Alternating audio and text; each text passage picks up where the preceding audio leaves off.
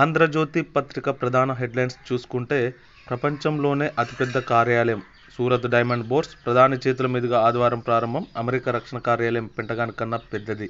67 లక్షల చదరపు అడుగుల విస్తీర్ణంలో ఎస్డీబీ నిర్మాణం. వ్యాపారుల కోసం 9 టవర్లలో 4500 ఆఫీసుల ఏర్పాటు. సూరత్ కీర్తి కిరీటంలో అతిపెద్ద వజ్రం చేరిందన్న ప్రధాని 1.5 లక్షల మందికి ఉపాధి లభిస్తుందని వెల్లడి.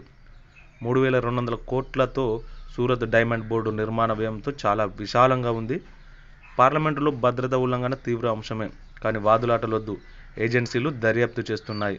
దీని వెనుక ఉన్న వారెవరో తేలాలి. ఆ ముగ్గురు ముఖ్యమంత్రులు అనామకులు కాదు అని చెప్పేసి ఛత్తీస్గఢ్, రాజస్థాన్, మధ్యప్రదేశ్ ముఖ్యమంత్రుల గురించి ఈ వ్యాఖ్య. 3 రాష్ట్రాల్లో గెలుపు 2024లో చరిత్రాత్మక విజయానికి మార్గం. మా ఓట్లు చీల్చేందుకే విపక్షాల కూటమి కుట్ర. మేడిగడ్డపైన శ్వేతపత్రం, బ్యారేజ్ కుంగుబాటుతో రాష్ట్ర ప్రభుత్వ నిర్ణయం. నీటిపారుదల శాఖ ఉన్నతాధికారులతో సమీక్ష నిర్వహిస్తున్న సీఎం రేవంత్ రెడ్డి, మంత్రి ఉత్తమ్ కుమార్ రెడ్డి. పూర్తి వివరాలు ఇవ్వాలన్న ముఖ్యమంత్రి రేవంత్, నీటిపారుదల శాఖ ఉన్నతాధికారులతో సమీక్ష.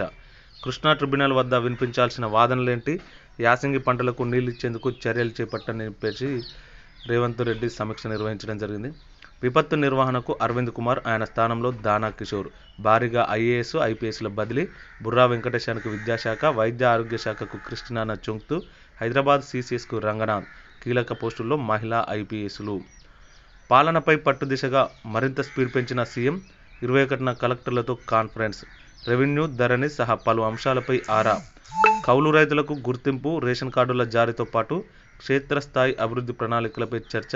ముఖ్యమంత్రి అయ్యాక తొలిసారి కలెక్టర్లతో రేవంత్ సమావేశం. రైతు భరోసా 10 ఎకరాలకే, అంతకంటే ఎక్కువ భూమి ఉన్నా ఇచ్చేది అంతవరకే అని చెప్పేసి రైతు భరోసా గురించి ఈ వార్త. గెలుపు గుర్రాల కోసం సర్వే. రాష్ట్రంలో మెజార్టీ ఎంపీ సీట్ల సాధనే లక్ష్యం. దక్షిణ భారతదేశంపై కమలం ప్రత్యేక దృష్టి. ఇప్పటికే పార్టీలో అంతర్గత కసరత్తు ముమ్మరం. 4 సిట్టింగ్లకు అధిష్టానం గ్రీన్ సిగ్నల్. పార్టీ ఆదేశిస్తే మల్కాజ్గిరి నుంచి పోటీ. ఈటెల రాజేందర్ వార్త. డ్రంక్ అండ్ డ్రైవ్ తరహాలో డ్రగ్స్ డిటెక్షన్. లాలాజలంతో పట్టిష్టం, పాజిటివ్గా తేలితే డీఅడిక్షన్ కేంద్రాలకు. గ్రహౌండ్స్, ఆక్టోపస్ తరహాలో టీనాప్. సినీ పరిశ్రమ, పబ్బులపై దృష్టి.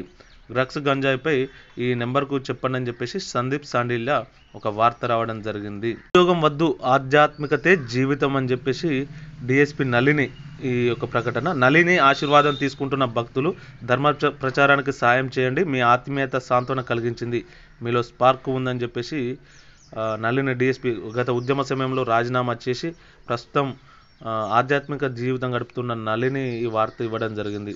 డిపార్ట్మెంట్లో హీనంగా చూశారు, నాలోని